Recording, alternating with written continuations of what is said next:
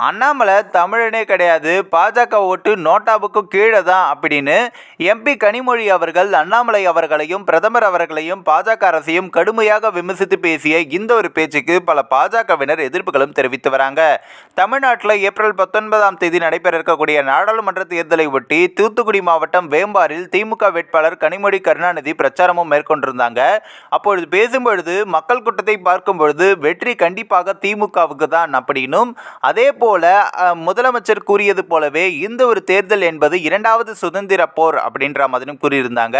அது மட்டும் இல்லாமல் நாடு முழுவதும் இருக்கக்கூடிய விவசாயிகள் அப்படி கடனை திரும்ப செலுத்த முடியாமல் தற்கொலை செய்து கொள்கின்றனர். மாணவர்களுடைய கல்வி கடனும் ரத்து இல்லை, ஆனால் பெரிய பணக்காரர்களுக்கு சுமார் 15 லட்சம் கோடி கார்ப்பரேட் வங்கி கடன்கள் ரத்து செய்யப்பட்டுள்ளன அப்படின்னும், இந்த ஒரு அரசாங்கம் அவர்களுக்கான ஒரு அரசாங்கமாகத்தான் செயல்படுகிறது அப்படின்ற மாதிரி பாஜக அரசை கடுமையாக விமர்சித்தும் பேசியிருந்தாங்க. இந்த பாஜக அரசு ஆட்சியை வீட்டுக்கு அனுப்ப வேண்டிய நேரம் வந்துவிட்டது.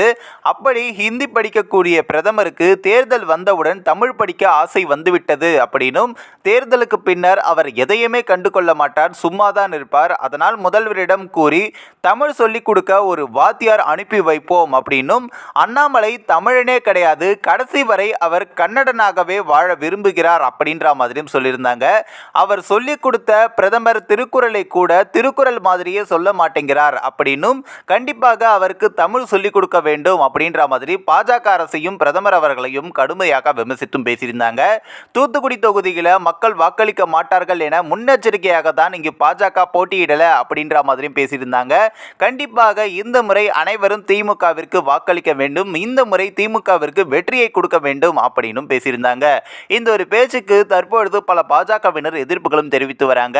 இந்த ஒரு வீடியோ குறித்து உங்களோட கருத்துக்களை நீங்க மறக்காம கமெண்ட்ஸ்ல சொல்லுங்க. நம்ம டிபிடி நியூஸ் டெஸ்ட் சேனலையும் சப்ஸ்கிரைப் பண்றேங்க.